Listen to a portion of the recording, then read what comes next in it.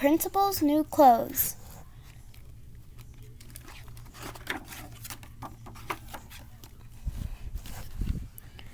Mr. Bundy is the principal of PS 88. He's also the sharpest dresser in town. His students never miss a day of school. They like to see what he is wearing. Looking good, Mr. B, they always say. Mr. Bundy has so many clothes he can go a whole month and not wear the same suit twice. Sometimes he changes at lunchtime just to show off. One day, a man and a woman who said they were tailors called on Mr. Bundy. Their card said, "Mo and Ivy, we make suits that suit you fine." But they were not really tailors. They were tricksters. "Greetings, Mr. B," said Ivy. "How would you like to buy an amazing one-of-a-kind suit?" "I have so many suits already," said Mr. Bundy. "Ah, but this one is no ordinary suit," said Mo. "It has special powers." "What do you mean?" asked Mr. Bundy. Mo looked to his left, he looked to his right. Then he whispered in Mr. Bundy's ear, "We make our clothes from a special cloth. It is invisible to anyone who is no good at his job or plain stupid." "Really?" said Mr. Bundy. "Yes," said Ivy. "Not only will you look great, but you can find out if anyone in your school is no good at his job or stupid." "That is amazing," cried Mr. Bundy. "Now, if you'll take off your jacket and lift up your arms, sir," said Ivy, grinning, "we will take your measurements." "We will also take your money," mumbled Joe. The next day, Mo and Ivy set up a workshop in the gym. It was not long before the whole school heard about the amazing cloth and wanted to see it. Students asked to be excused to get a drink of water. Then they ran to the gym to peek. Teachers said they were going next door to borrow chalk. Then they ran to the gym too, but no one could see a thing. By the end of the week, Mr. Bundy began to wonder what his new clothes looked like, but he was also a little worried. What if he could not see the cloth? So he sent the vice principal, Miss Moore, to have a look. Miss Moore was smart and good at her job, she would have no trouble seeing the special cloth. Miss Moore hurried to the gym. She knocked on the door. "Mr. Bundy sent me to see his new clothes," she called over the noise of the whirring machine. A moment later, the door opened a crack. Miss Moore slipped through the door. "What do you think?" asked Mo. "Have you ever seen anything like it?" Poor Miss Moore. She could not see a thing.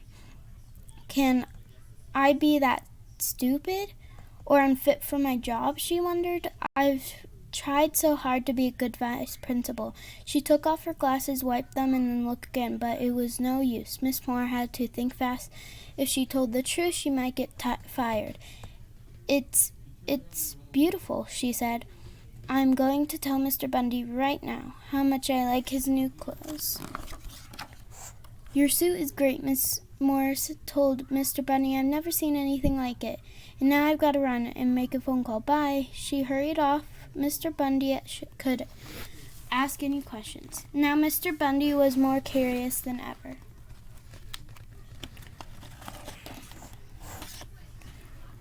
He stopped Roger in the hall. Roger was one of the smartest students in the school. If he couldn't see the suit, nobody could. "Say, Roger," said Mr. Bundy, "do me a favor and find out how my suit is coming along." Roger couldn't believe his ears.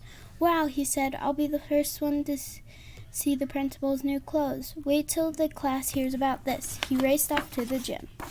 The door was still open, so Roger peeked inside. He could see Mo and Ivy on their sewing machines hard at work, but he could not see the cloth. "Oh no," Roger said. If Miss Finney finds out I can't see this cloth, she'll say I'm stupid. She'll fail me for sure." On the way back to class, Roger poked his head into Mr. Bundy's office. "Super suit," he said. "What does it look like?" asked Mr. Bundy. "I can't stop now. Mr. B, Miss Finney is going to give a test, and I wouldn't want to miss it." Mr. Bundy couldn't stand it any longer. I'll have to go see for myself." He marched down the hall and walked into the gym. Mr. Bundy looked at the empty machines. He blinked once, he blinked twice. He began to tremble. "How can this be?" he wondered. "Am I really not good at my job?"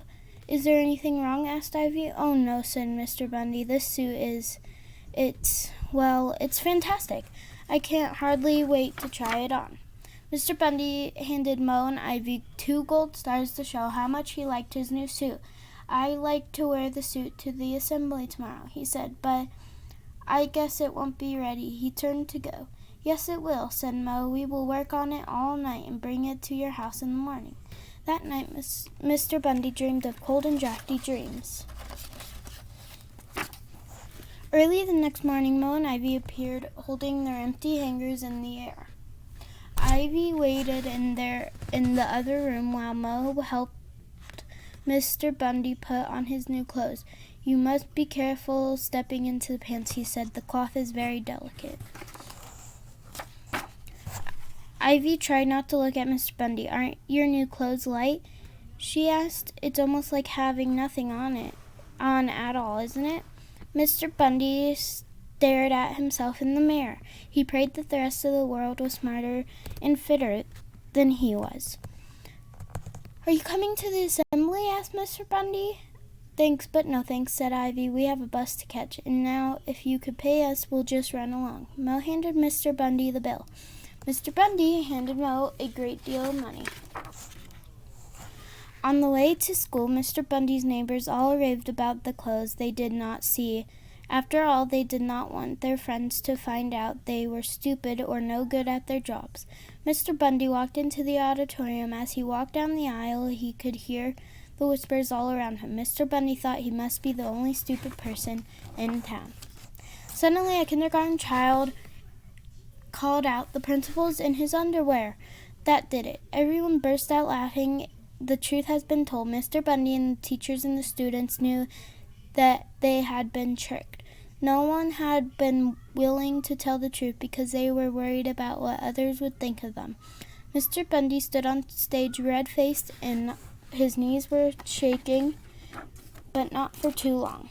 The kids and teachers wanted to help Mr. Bundy, so they began passing up shirts, sweatpants, jackets, and ties and caps. Soon Mr.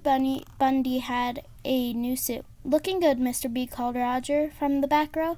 Mr. Bundy called the kindergarten child onto his stage. He shook her hand and gave her a gold star. "Thank you for telling the truth, Alice," he said. Everyone cheered. They knew Mr. Bundy was smart and good at his job, and they all agreed. Mr. Bundy was the sharpest dresser in town.